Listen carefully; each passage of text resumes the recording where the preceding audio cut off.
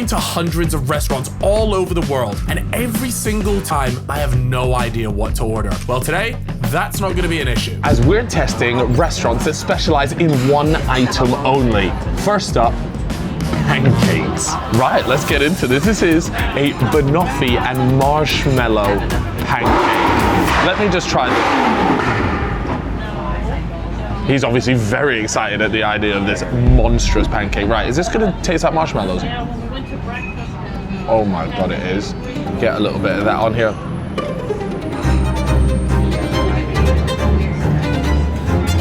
Wow. Oh my God. In terms of pancakes that I've had in the UK, this is up there with some of the best pancakes I've ever had. This might be the best pancake dish I've ever had. Maybe I need to go to more of these specialized restaurants. I mean, I guess that's the whole point, right? They're really good at one thing and one thing only. Some of you guys may know from my No Pickles newsletter, which is free by the way, that I actually am a bit of a pancakes hater because I find most of the time they're sickly, they're heavy in the stomach, but this might just change my mind. Or at least there's one place as an exception. This is lovely. I'm loving the banoffee. The toffee sauce is amazing. Obviously the bananas are nice and fresh. This marshmallow cream, whipped cream thing they got going on up top is surprisingly nice. Is it worth coming to this place for its one specialty item? For me, absolutely. Amazing pancakes. Now each item we test today will be even higher rated than the last, with our next one being one of the most popular desserts in the world. Right, Basque cheesecake. Let's see how this compares. Get a look in here. Ooh, may I just say, some people might complain about the size of this slice, but this to me is the perfect portion size. We do not need to be greedy in this world, especially when it comes to cheesecake, because I'll be honest with you, stepped on the scales yesterday, 90 kilos. Anyways, enough about me. This is a Basque cheesecake done slightly differently. There's not really a base or a crust. It's a family recipe, and it's not nearly as firm as your normal cheesecake. Now this spot in Marylebone was actually founded by three sisters who wanted to share their family's generational old burnt Basque cheesecake recipe with the good people of London.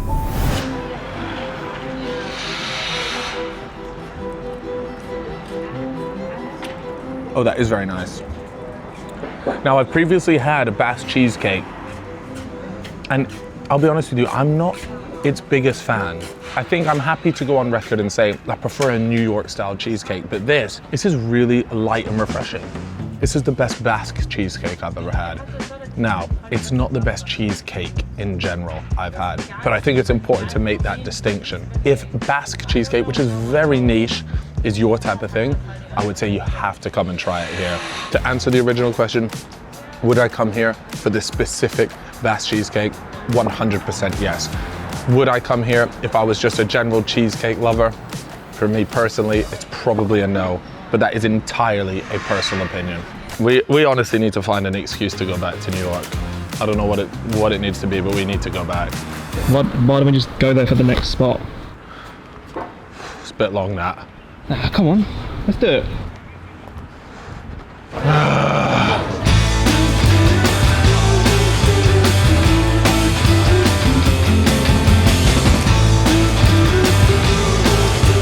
All right, so the reviews are actually pretty good. It's got a 4.6 star rating on Google, which is genuinely pretty impressive. So let's see if Google know what they're talking about. Isn't it pretty insane that I have absolutely rapid data while I'm just on a sidewalk in New York? Thank you, Holofly. Absolute lifesavers. Anyways, let's try it.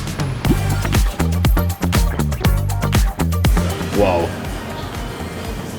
It's quite overstimulating. Hi there, what's your most popular flavor? I would say it's this one right over here. The panna cotta one? Oh, I'll try the butterscotch one as well, please. All right, let's take a little look at this. Also, just on the topic of Olafly, by the way, if you're interested, they have over 200 destinations, so you're pretty much covered wherever you go. Right, I bet there's loads of people watching this right now that have never even had rice pudding before. Now, I'll be honest with you, it does look a bit like sick, but it's not. It genuinely is so good. Right, panna cotta flavor, let's try this.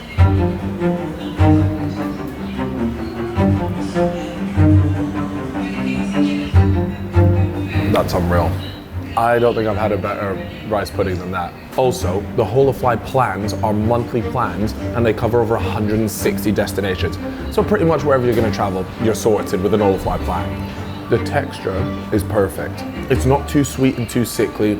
I understand why. They have 32-ounce buckets of this stuff. Right, panna cotta, genuinely, for rice pudding, I'm giving it a 9.5. I don't know how you get better as a rice pudding than that. But we have this here, of course, the butterscotch one. So this one has the mischief topping, which is buttery graham crumble.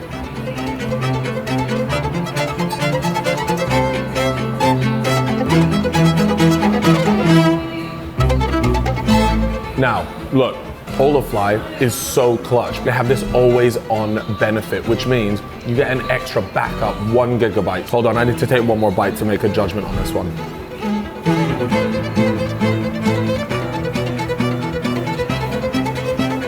The good thing about Whole of Fly is it takes less than 2 minutes to set up. No mucking about with physical sims. Absolute nightmare when you do that. eSIMs are the way forward, and Whole of Fly is a lifesaver. Now, rating on this one, I'll be honest with you. The butterscotch doesn't have anything on the panna cotta. This panna cotta is sensational. By far the best rice pudding I've had.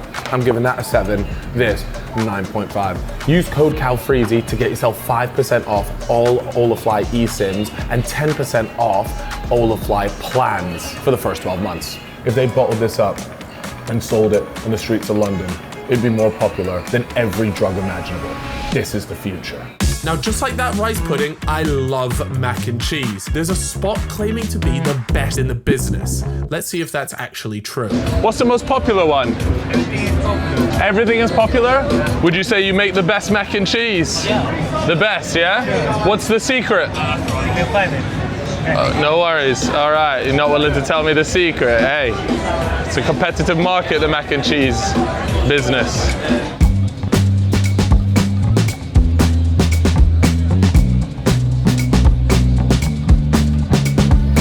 Right, so this is it, mac and cheese, but let me just tell you, man, like, I decided to go for the beef chili. It's kind of like what you would get the toppings for a nacho, but they whacked it on mac and cheese. Now, I'm not gonna spend too much of attention on that. I wanna see what the actual mac and cheese tastes like.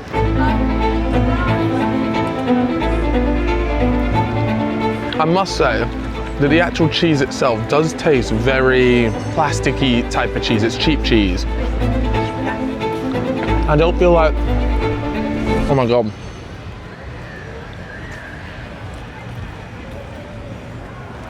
Yeah, like, it's just not premium level mac and cheese. It actually is quite nice though, with the different beef. I'm getting some of the crumbs from the topping there. There is absolutely no need for sour cream on this. We already have enough dairy in a mac and cheese, right? They do give you a few tortilla chips. It's kind of like nachos and mac and cheese. It's a fun concept, but I can't help but think, like, this isn't top 5 for me. There's not enough flavor in it. In fact, I think that's exactly what the mac and cheese is missing. It is a decent texture. It's just, it's lacking actual mac and cheese flavor. They're praying that the beef chili, the sour cream, the jalapenos are doing the heavy lifting. And you know, I've come here for mac and cheese. I want to taste mac and cheese first and foremost, and then I want to have a bit of beef chili on top to have a bit of excitement, something different. I really think the sour cream is doing more harm than good in this. I think this would be substantially elevated without the sour cream, really just focusing on the beef chili, and ultimately the cheese just needs more flavor. The mac and cheese needs more flavor. It needs to feel like a mac and cheese first, and the other bits as just a fun addition. Anyways, and look, I get it. When you do one thing, you want to spice it up with lots of different things, and you want to do things different than nowhere else does, and I do appreciate that. But ultimately, if you're not making good mac and cheese in the first place, I don't think you should be mucking around with all this stuff. But needless to say, it's got good reviews, so I might be by myself here. And I'm not saying it's bad.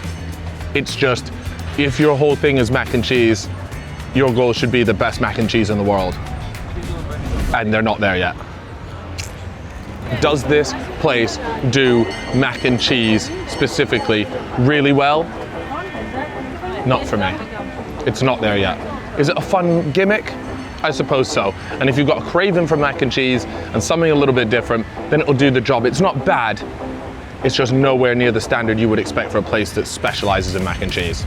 It's time for the final spot, which is currently one of the most viral places in the country. Surely a place selling one item can't be that good, right? Hi there. Hi, good, thank you. How are you? Good. You here for Caesar? Yes. Okay, if you are getting crisps in your wrap, you buy it from the shopkeeper right there, and Okay. then you head to the back right-hand side of the store. Amazing. Your order. What's the most popular, would you It's say? hard to say what's the most popular Yeah, because bit of everything. Everyone has their own personal preference when Okay. it comes to what they want. So, for Okay. example, Doritos are very, very popular, and also some McCoys are just because they Yeah. actually retain that crunch. But again, chips are such a childhood nostalgic thing. I hear it. Right? Yeah, so yeah, it's yeah. about what will make you feel Amazing. good, right? Thank you so much. All right, look, they even have American people doing all the business beforehand. Grab me this, greatest crisps of all time, by the way. And then for McCoy's, I feel like we should get something greatest McCoy flavor of all time as well. I tell you what though, a Monster Munch, that's disgusting. Whoever's getting a Monster Munch in it, that's disgusting. Sorry, not to put anyone on buying the Monster Munch, apologies. Hi there, can I grab this? You must sell a lot of crisps. Yeah, we do. Yeah, yeah, okay. Not impressed with my small chat at all. Yeah, we do, mate. Yeah. Way to go, Sherlock. Fucking idiot. I'll take your crisps and fuck off and get your shit little sandwich. Everybody gets told that every day. Yeah. I'm just trying to be a nice guy.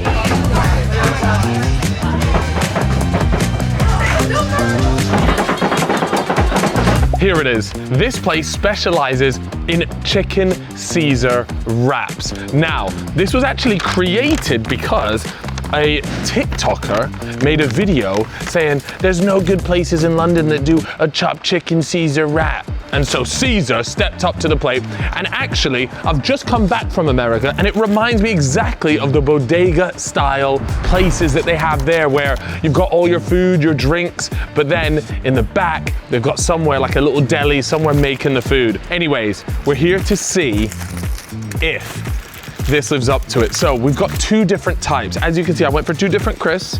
Here we go, let's have a look at this. Ready? Wow. I'm not gonna lie, visually, I'm stimulated. But now, let's see if my taste buds will be just as stimulated. Wow.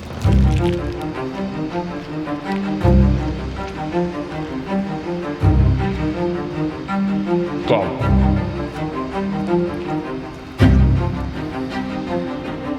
Bloody hell, that is good.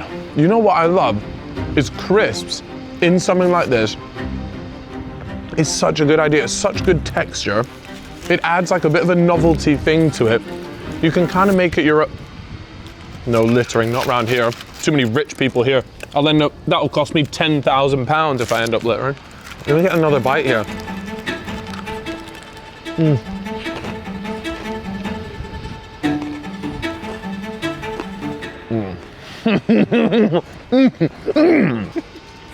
I'm fucking serious, this is fucking good. Sorry, I just spat in all your faces. A million people's faces.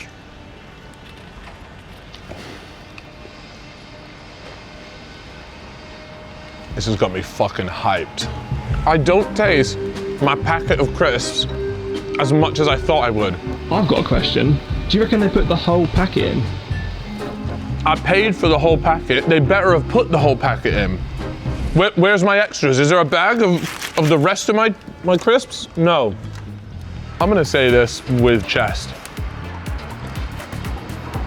This is the best chicken Caesar wrap I've ever had. And I'm not even just saying that like, ooh, this is comfortably the best I've ever had. Play the Drake song. Actually, fuck, copyright. Best I ever had. Right, I've just realized I got two of the same flavors, really. You got Thai sweet chili and sweet chili. And sweet chili. Fuck my life. If it means anything, I'd recommend either of those two. The croutons in here as well. Still very crunchy, haven't got soggy. That's something that I notice in a lot of Caesar salads. The croutons getting soggy, poor form that. This is fucking unreal. Genuinely unbelievable. The lettuce tastes fresh. Even that's got good texture. You never want soggy, wet lettuce. That's obvious. The chicken, one of the big things with Caesar wraps is ratios. Is there too much lettuce, not enough chicken? Do you know what I mean? But this is the perfect ratio. Shout out to all them choppers behind the table, because let me tell you, that would have done my absolute head in. Here's a sound effect, but imagine this for 12 hours a day. Burger. That would send me to a mental asylum. Can I ask how you figured out what crisp it was? I saw the cut of the crisp. Right. I tell you another way I could have found out. They labeled it. Probably should have read the label. Let's try the chili sensations. Let's just see what their consistency, because you know, they could get one really good, but can they get two really good? That even looks better, I'm not gonna lie. Why does that look even better?